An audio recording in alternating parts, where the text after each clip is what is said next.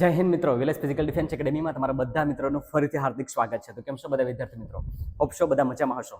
મિત્રો, મેં થોડા દિવસ પહેલા એરફોર્સની ભરતી બાબતે ઓફલાઈન ઓપન રેલીની ભરતી બાબતે તમને માહિતી આપી હતી આની પહેલાના વિડીયોમાં, બરાબર.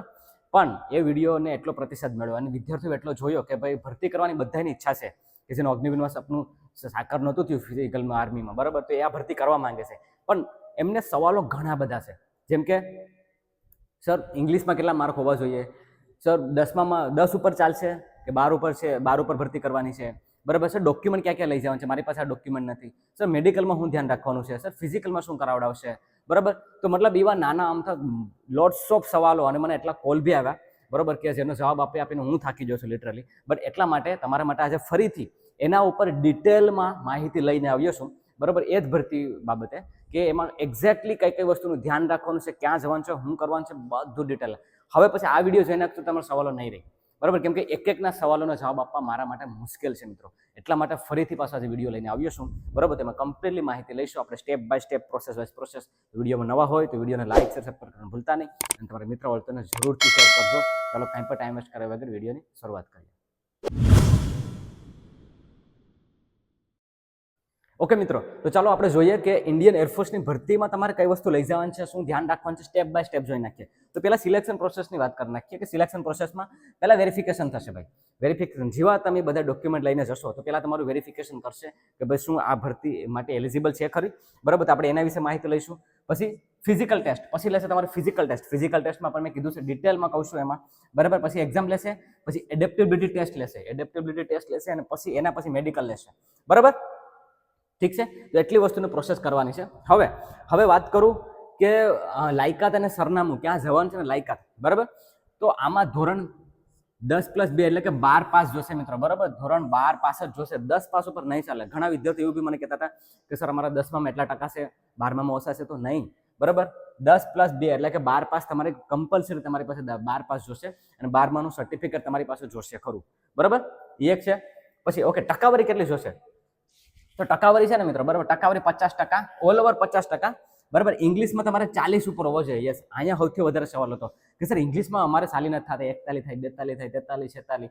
હું એવું કહું છું, ઇંગ્લિશમાં 40 ઉપર હોય, ટકાવારી 50% ઉપર હોય તો તમારા માટે આ ભરતી છે, કરી લેજો, બરાબર. પછી શું અમે લાયકાતમાં બીજું શું છે કે ક્યાં ક્યાં વિદ્યાર્થીઓ 12 સિવાય, તો કે ડિપ્લો પ્લસ ITI કરેલ હોય ને તો બી એ કરી શકે. મતલબ કે કાં તો ડિપ્લો, બરાબર, ડિપ્લો કરેલું હોય એન્ડ ડિપ્લો કરેલો હોય 12માનું સમકક્ષ જ ગણાય, બરાબર. પણ તમારે 12માનું સમકક્ષ સર્ટિફિકેટ એનું કાઢવું પડશે ગાંધીનગરથી. એ ઓનલાઈન નીકળી જાય, એ બહુ મોટી વાત નથી. ITI કરેલું હશે અગર તમે, બરાબર, તો ITI પ્લસ તમારે ઇંગ્લિશની તમે એક્ઝામ આપેલી હોવી જોઈએ, ત્યારે જઈને તમે આમાં જઈ શકશો. એના માટે તમે ઇંગ્લિશનું પેપર આપેલું હોવું જોઈએ, ઇંગ્લિશમાં તમારે 40 ઉપર માર્ક હોવા જોઈએ, ત્યારે જઈને તમે આ ભરતી જોઈ શકો, બરાબર. એ થઈ ગયું. ઉંમર કેટલી છે? તો દેખો, ઉંમર 1 જાન્યુઆરી 2005 થી લઈને 1 જુલાઈ 2008, બસ આ ઉંમર વિશે પણ હું તમને કહું છું કે 1 જાન્યુઆરી 2005 થી લઈ અને 1 જુલાઈ 2008 એટલે કે એ બંનેની વચ્ચેના જે ઉંમરવાળા હશે ને એ આમાં જઈ શકશે, બરાબર. હવે વાત કરું કે તમારે જવાનું છે ક્યાં, મતલબ તમારે એટલું 10મું મતલબ એટલે લાયકાત તમારી પાસે છે તો જવાનું ક્યાં રહેશે, બરાબર. જવાનું રહેશે વડોદરામાં. અને વડોદરામાં એક્ઝેક્ટલી જે સેન્ટર છે એ છે વાયુસેના સ્થાપક દરજીપુરા કેમ્પ. શું? દરજીપુરા કેમ્પ, વાયુસેના સ્થાપક દરજીપુરા કેમ્પે તમારે ત્યાં જવાનું છે વડોદરામાં, બરાબર. અને ક્યારે જવાનું છે? 27 તારીખે ને 28 તારીખે. ક્યારે? ભાઈઓને 27 અને 28 અને બહેનોને 30 અને 31, બરાબર. બહેનોને 30 અને 31, બરાબર. ભાઈઓનો જવાન છે 27, 28 અને બહેનોનો જવાન છે 30 તારીખે અને 31 તારીખે. ધ્યાન રાખજો, 25 તારીખે નીકળી જજો, 26 તારીખે ત્યાં પહોંચી જજો તાકી 26 તારીખને રેસ્ટ થઈ જાય અને 27 તારીખે સવારે 6 વાગે અને 28 તારીખે સવારે 6 વાગે જશો. અગર જે વ્યક્તિ 27 તારીખે ન પહોંચી શકે 28 તારીખે જઈ શકશે સવારના 6 વાગે. એટલી વસ્તુ લઈને જવાની રહેશે. વાત કર્યું વેરિફિકેશનમાં તમારી પાસે જે ડોક્યુમેન્ટ જોશે ને એ ડોક્યુમેન્ટ તમારી પાસે શું લેશે, બરાબર. તો 1 by 1 અને ડોક્યુમેન્ટ કાઢવાના કે છે એ બી હું તમને કહું છું, થોડાક જ દિવસો છે. પહેલા તો માર્કશીટ જોશે ભાઈ, બરાબર. 10+2 ની માર્કશીટ જોશે. તો માર્કશીટ પહેલા એ કમ્પ્લીટ કરી નાખજો. પછી ડોમિસાઇલ, ભાઈ ડોમિસાઇલ વગર તો તમને એન્ટ્રી જ નહીં આપે. નહીં પણ ડોમિસાઇલ ઇંગ્લિશમાં જ નીકળતું હોય છે, મામલતદારની ઓફિસમાંથી નીકળતો હોય છે. ડોમિસાઇલ 2 દિવસમાં નીકળી જાય. ડોમિસાઇલ કઢાવી લેશો, બરાબર. જાતિનો દાખલો ઇંગ્લિશમાં જોશે, જાતિનો દાખલો ઇંગ્લિશમાં જોશે, કઢાવી લેજો, બરાબર. પછી પોલીસ વેરિફિકેશનનો દાખલો તાલુકામાંથી કઢાવવાનો રહેશે, એ બી ઇંગ્લિશમાં તમારે કઢાવવાનો રહેશે. પછી અનમેરિડનો દાખલો તમારે ગામમાંથી કઢાવવાનો રહેશે. ઇંગ્લિશ વાળું ફોર્મેટ રાખવાનું છે અને યસ મિત્રો, અનમેરિડનો દાખલો જોહે જ, કેમ કે 17.5 થી લઈને 21 વર્ષની એજ ગેપ છે, બરાબર. એટલે અનમેરિડનો દાખલો તમારી પાસેથી માંગશે જ, તો એ તમારે ગ્રામ પંચાયતમાંથી કઢાવી લેવાનો છે. 10 ફોટા લઈ જાજો, બરાબર.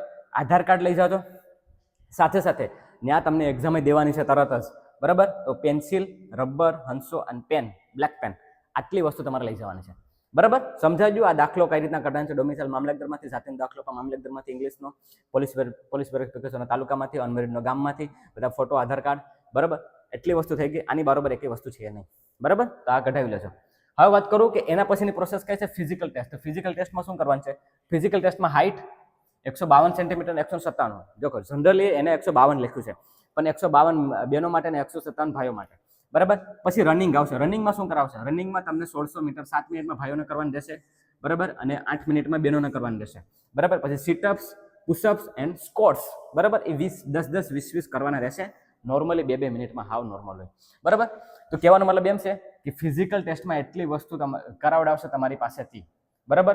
સાથે સાથે ભાઈઓને ચેસ્ટ મેઝરમેન્ટ 77 સેન્ટીમીટર જો નોર્મલ છે અને 5 સેન્ટીમીટર ફૂલ આવીને, બરાબર. એટલી વસ્તુ થઈ ગઈ. ચલો, વેરિફિકેશન થઈ ગયું, ફિઝિકલ ટેસ્ટ થઈ ગયું. હવે વાત કરીએ એક્ઝામની. સર એક્ઝામમાં સર શું કરાવડાવશે? સર એક્ઝામનું તો તમે માહિતી એટલી બધી નહોતી આપી. ચલો જોઈએ. 50 ક્વેશ્ચન છે, સાંભળો. જીકેના સવાલ અને રિઝનિંગના સવાલ 30 છે, બરાબર. ઇંગ્લિશના સવાલ 20 છે. ટોટલ સવાલ થશે 50. કેટલા?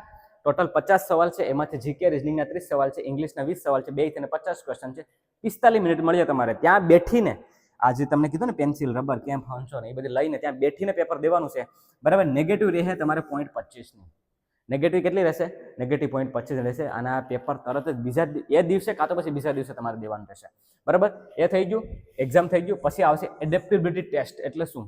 એડેપ્ટેબિલિટી ટેસ્ટ એટલે ત્યાં એવો માહોલ બનાવેલો હશે કે ત્યાં તમને સિચ્યુએશન એડેપ્ટ તમે કરી શકો કે નહીં એવું તમને રાખશે. તમારો જે જોબનો રોલ છે એ પ્રમાણે નોર્મલ વસ્તુ હોય છે, બરાબર. એ સમજાવશે કે ભાઈ આટલી વસ્તુ કરવાની છે અને એટલા ક્રાઇટેરિયામાં પતાવવાની છે, નોર્મલ હોય, બરાબર. પછી આવે મેડિકલ. તો મેડિકલમાં છે ને મિત્રો 18 પોઈન્ટ હોય. કેટલા? 18 પોઈન્ટ. આંખથી લઈ, કાનથી લઈ, દાંત, મોઢું, જીભ, બરાબર, શોલ્ડરથી લઈને બધા 18 પોઈન્ટ હોય છે. એ 18 પોઈન્ટમાં તમારે મેડિકલ કમ્પ્લીટ કરવાનું થાય, બરાબર. અગર એકાદમાં રીમેડિકલ આવી તો તમને રીમેડિકલ આપશે ઓપ્શન, અને પાછું ફરીથી તમારું એ રીમેડિકલ ચેક કરીને પછી મેરિટમાં લઈ જશે. એ થઈ જશે પછી તમને ડાયરેક્ટ એ ફાઇનલ વેરિફિકેશન, ફાઇનલ મતલબ કે ફાઇનલ મેરિટમાં તમને સામેલ કરીએ. હવે સવાલ એવો હતો કે સર જગ્યા કેટલી છે, બરાબર. દેખો, આમ તો જગ્યા આને ડિસ્ક્લોઝ નથી થતી, પણ અપ્રોક્સિમેટલી એમ સમજી લો કે ગુજરાત માટે 400-500 ની આજુબાજુ જગ્યા હોવી જોઈએ. આખા ગુજરાત, દાદરા નગર, દીવ, દમણ, બરાબર, આ બધા થઈને, બરાબર. એટલે જગ્યાઓ ઘણી જગ્યા છે. હવે આની બરાબર આઈ થિંક સવાલ કે રહેતો નથી, બરાબર. મેં આ બર્થડેટનું કહી દીધું. ખાસ જે સૌથી વધારે સવાલ હતી આ હતો લાયકાત અને સરનામાનું, બરાબર. એ બી વાત થઈ ગઈ. ફિઝિકલની પણ વાત થઈ ગઈ. ડોક્યુમેન્ટમાં જેટલા ડોક્યુમેન્ટો જોહે છે, બરાબર. અને એક્ઝામની વાત થઈ ગઈ, એટલા એક્ઝામ છે. બસ મિત્રો, હવે આની બરાબર સવાલ આઈ થિંક રહેવાનો જોઈએ.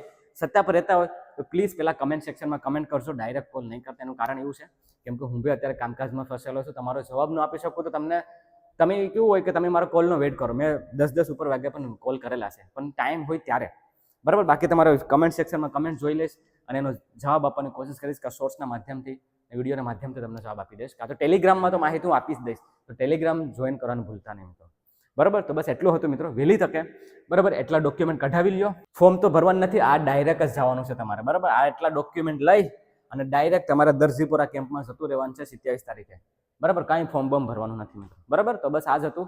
મળીએ પાછા નેક્સ્ટ વિડીયોમાં. અગર થોડું કંઈ સારું લાગ્યું હોય તો આ વિડીયોને લાઇક, શેર, સબસ્ક્રાઇબ જરૂરથી કરજો અને તમારા મિત્રો અલ્પને જરૂરથી શેર કરજો. તો હું અલ્પેશ રજા લઉં છું. જય હિન્દ.